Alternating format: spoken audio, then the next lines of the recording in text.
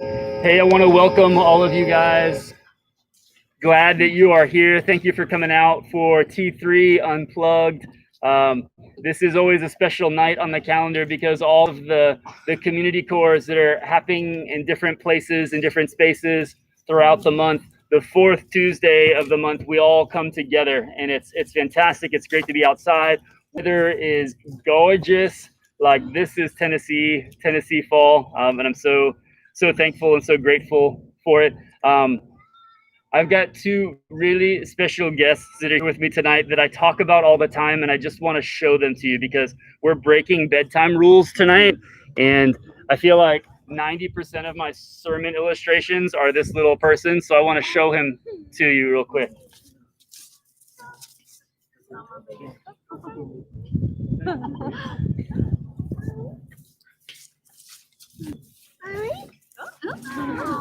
Cole, can you say hi to everybody? Can you say hi?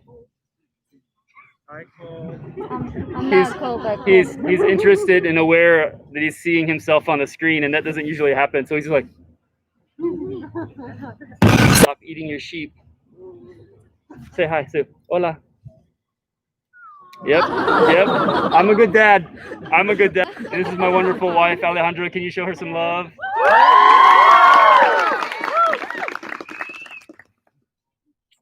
Love you guys.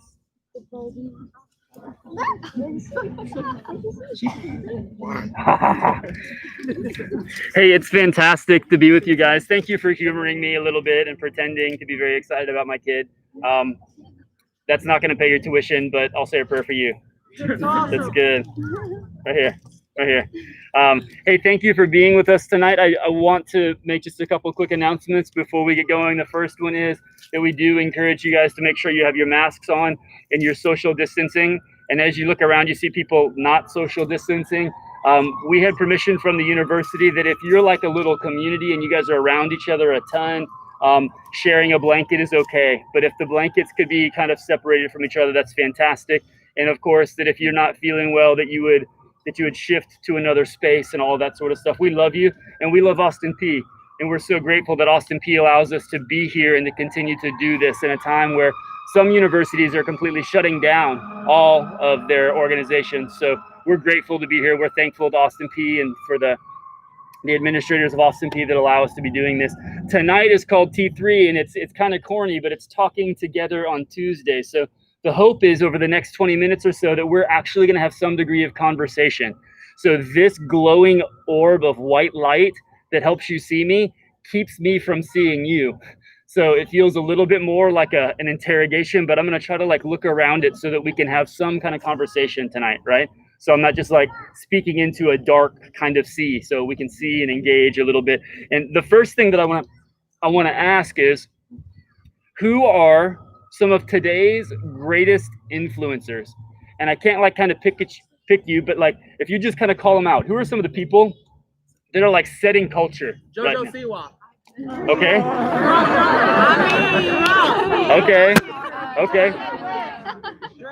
Do one at a time. What were you saying? I said Charlie from TikTok. No. Yo, The Rock. The Rock. Yeah. Beyonce. Yes, sir. Girl, she is rocking it. Who are some other culture setters? Would you do me a favor? Would you talk to me so I can hear you real loud? Haley, go get Yeah, Ariana, I see you. Yeah. I see you. Any other influencers today? James Charles. James Charles? Kim Kardashian. Kim. Miss Kim. You know. Kanye. I hear it. Okay. Hey, so take those names that we've just expressed, and I'm with you. I think that all influencers. My next kind of thought, or my next question is, how do they influence? I don't contest that they are, but what method? How do they do that? Social media. Social media is big, right? Over here. Music, okay. Fashion, okay. Actions. What do you mean actions? Like what they do in real life. Okay, some of the things that they do, maybe since they're observed in their real life, like those actions set trend or set culture or set pace. Yo, TV. okay, being on TV, fantastic. All right, let's go another step. So we've got influencers and we talk a little bit about how they influence, and all of those are fantastic. Is it a positive or a negative influence? Most of them are negative. Most negative. Most of them are negative. Yep. Other thoughts? Yeah? Kind of worldly, kind of like just, it is kind of like popular worldview kind of stuff. Okay. What about this? Is their influence lasting or is it temporary? Temporary. Why? Because eventually someone more popular will do something else. Yeah. 10 years ago, we had different influencers.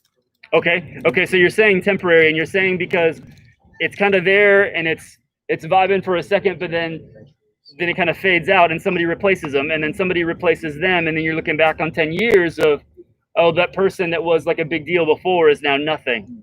Pop culture. It just kind of is in and out. And I think what's interesting for us, for our conversation tonight, and where we're going to spend some time is, does Jesus want his disciples to have influence? Does the Bible talk about it? Does the Bible talk about influence at all? You bet it does. It sure does, but not in the way that you might think. So remember, over the last several weeks and for the next several weeks, we've been talking about the Sermon on the Mount.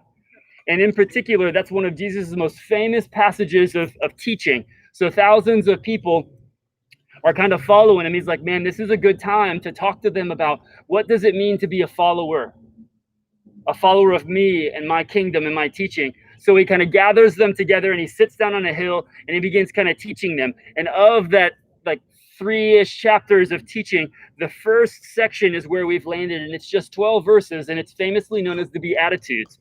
So week by week, we're going through these Beatitudes and kind of breaking them apart and putting them back together so that we can understand them.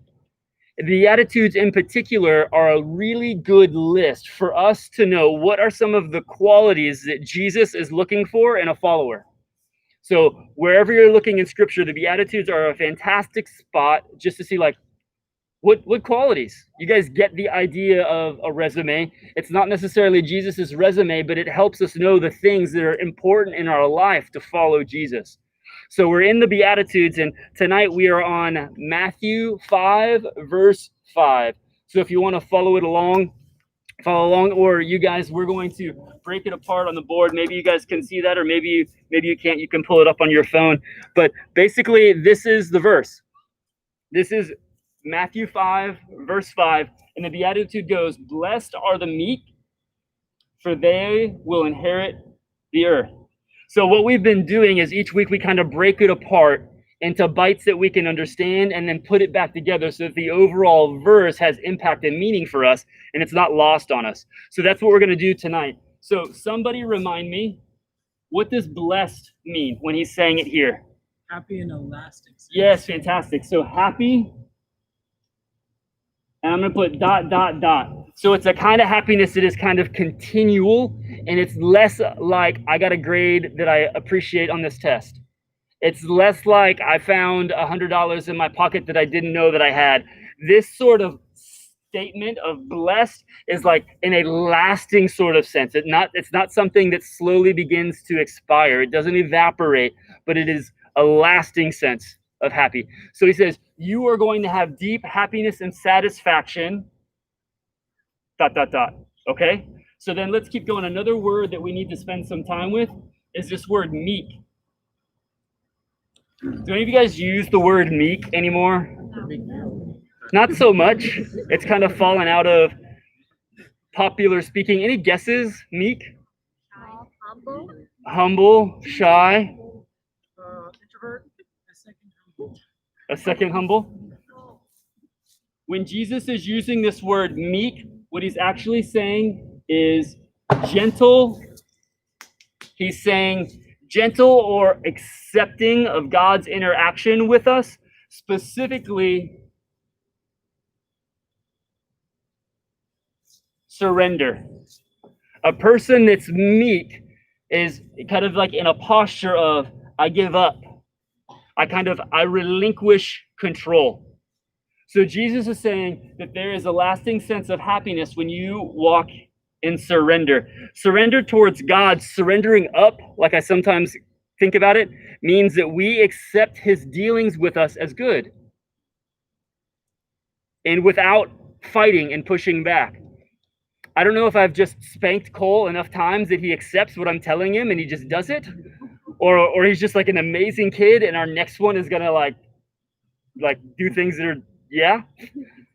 I don't know, but like he just accepts that what I have to offer him is good and he does it. And part of practicing surrender is that we wouldn't resist, that we would accept the things that God has for us as good. Is that easy? Nope.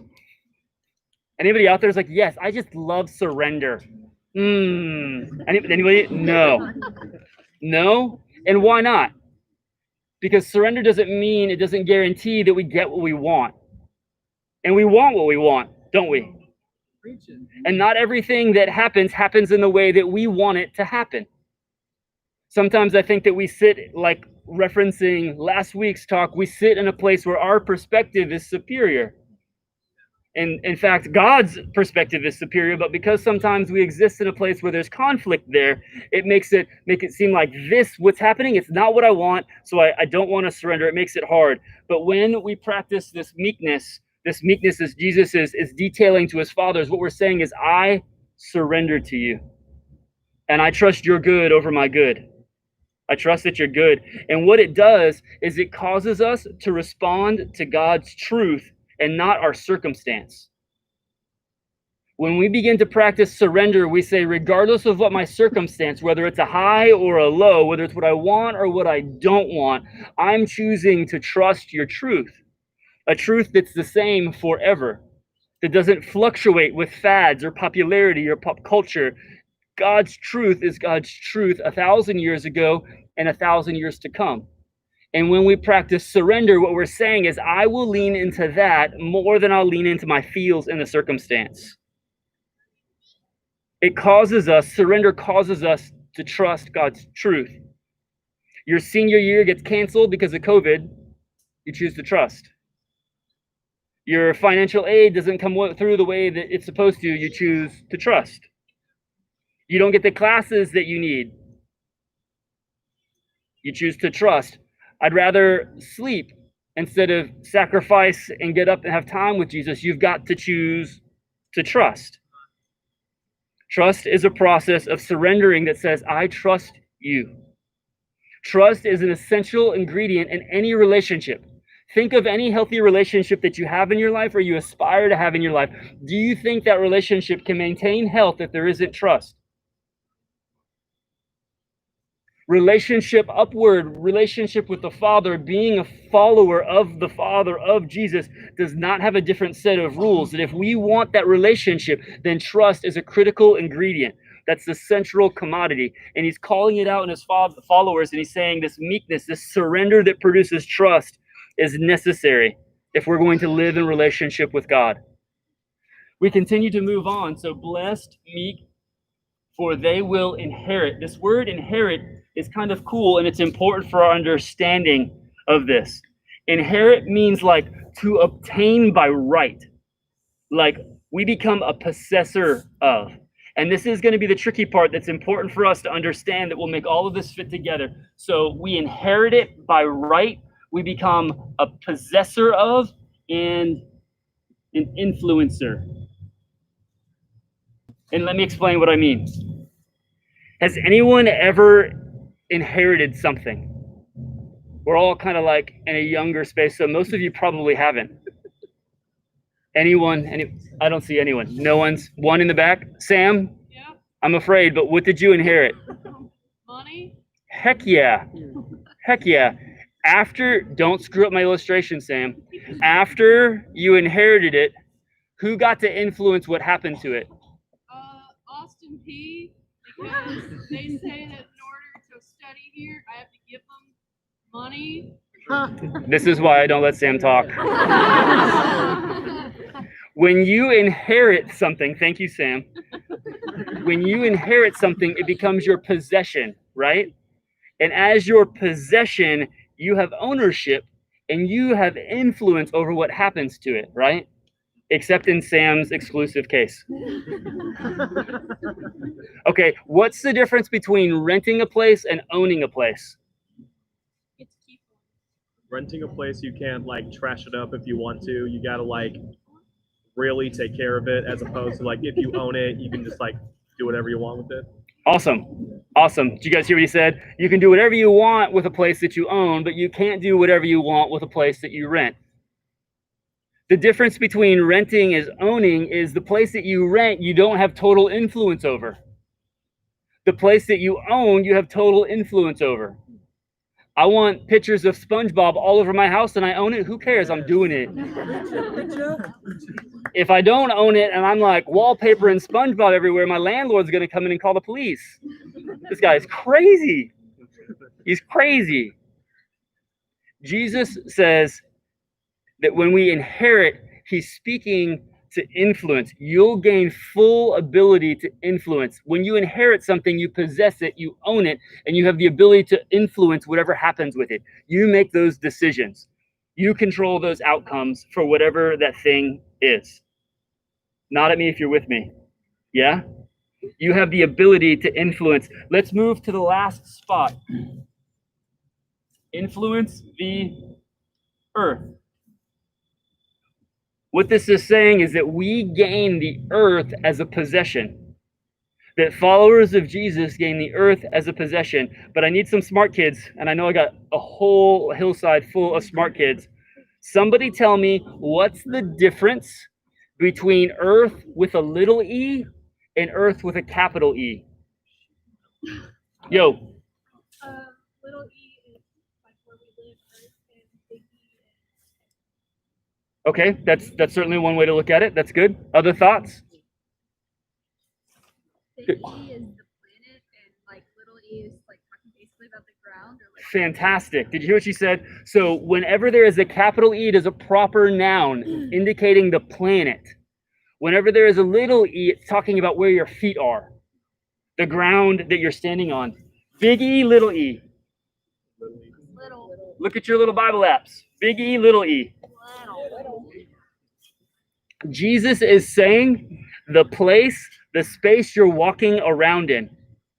Austin P, this campus, Clarksville, it's yours. I'm giving you influence over it. The same word is used in the Old Testament when Jesus is, or when God is telling the people of Israel that I'm going to give you this promised land. The same word of ownership is exactly the same when they cross over the Jordan into the promised land. Let's put it all together. So you're going to have a lasting sense of joy as you learn that through surrender, you're going to have the greatest influence on the world around you. Hear me. Jesus is telling his followers that you're going to have a lasting sense of joy when you begin to recognize that only through surrender are you going to have the greatest influence on the world that's around you. That sounds ridiculous, doesn't it? Let's go in order to affect the greatest change. Isn't that like the opposite? Like when we're taught and when we're educated about how to influence things, when we made a list of all of those people that were influencing, they were doing things and they were taking control, and like if you want something done, you've got to do it. If you want to make influence, if you want to be the change, if you want to take life by the horns, there's all this language that we're instructed with, that if you want to influence, then you've got to do it. You make it happen. But here Jesus is saying that if you're going to be my follower, I can unlock the limitless influence everywhere you go, but you do it by surrendering instead. You do it by trusting my truth and not your circumstance. In Jesus's upside down kingdom, for his original hearers and also for us, many of the qualities that he's looking for begin with surrendering up. We choose to surrender up, learning the practice and the posture of surrendering to him. Check it out. It all boils down to this. Jesus is saying that if you want to be my disciples, surrender up to affect around. If you want to affect anywhere around you, it's not going to be affected in any kind of lasting sense by your hard work. It's going to be affected by your surrender. Not your willingness to be a doormat to other people, but your willingness to surrender to the Father. And Jesus wasn't building a cult. He wasn't building a bunch of like hippie followers. He was building world changers. If anyone was interested in anyone else changing their environment, Jesus was interested in his disciples changing his environment. Don't believe me? Why do you know the name Jesus? He died a long, long time ago. Do you know how many people have died claiming to be some kind of important religious person a long, long time ago, and you would never recognize their name? Countless thousands of false messiahs have come along through generations claiming to be somebody of deity to change the world, and we don't know their names. Influence was important to Jesus. And he said that if we're going to affect around, we have to surrender up. Give your life to me and my purposes, he's saying. He's saying trust and don't doubt. Don't doubt the things that I allow in your life, even when they suck, even when they're hard. Don't doubt, but trust me in them. And as a result, I'm going to give you everything you put your hand on, everywhere your feet go. I'm going to give you the ability to influence those things, not for your selfish gain, but for my kingdom. But no, you've got to know that this is not a careless ownership. As Jesus is giving his followers territory, as he's saying, I'm giving you the ability to influence, it's not a careless ownership. It's one that comes with tremendous responsibility. The promised land that God gave Israel thousands of years ago, before the Sermon on the Mount, there was a group of people that God made a big promise to. He said, hey, if you'll be obedient to me, I'm going to hook you up with this really sweet place to live. That was the thing that I was referencing earlier. The promised land that God gave Israel thousands of years ago, it was wild. It was untamed. Dangerous people lived there. The people of Israel, they had to fight for it. It was theirs. God said it's yours, but they had to fight for it. They had responsibility to that possession. They were inheriting it, but they had a responsibility to that possession. They had to give their lives to it, and many of them did. It's too easy to want the rights to something, but not the responsibility. Listen to me, college students. It's too easy to want the rights to something, but not the responsibility that comes with it. And if we're going to practice surrender to the Father, and we're going to allow influence to flow through our lives here on the campus, then we need to recognize, selfish college students, that we have a responsibility to the people around us. And it's not just to wear a mask. We have a responsibility to speak truth and to share truth to them. This is something that the Lord is opening for us to be a part of changing. Whether somebody follows you on Instagram doesn't make a darn bit of difference whether they go to heaven or not. But you know something infinitely better than whether they like your pictures or your posts. You know that there is a Jesus that died for their sins, that if they trust him and allow him to be Lord, he can rescue them from theirs as well. And it is our responsibility, our privilege to begin sharing that with people. Truth is, your inheritance needs you right here. This inheritance, it needs you. Without your involvement, without your sacrifice for it, it's going to grow wild and it's going to suffer. God has given you influence in his kingdom on this campus. But the tricky thing is that without continually giving your life to this inheritance, it's only going to grow wild and suffer. But I think the cool thing is that we don't have to be intimidated, because this is your inheritance, but God is backing you up. When we practice surrender, we're going to be blessed and have happiness in a lasting sense, because the Father is going to begin to unveil and roll out incredible influence in our lives to affect the places that we go for his kingdom. And we have an incredible opportunity to serve those places and to make his name known. So there's a lot to talk about. What I want you to do is we're going to go ahead and multiply into our groups and kind of chew on this some more. Take some time and kind of process through with a couple of questions. Core leaders, if you begin to kind of like gather your folks, and we're going to transition to the next part. Hey, thank you so much for hanging out with us tonight and for watching. We're glad you guys are here.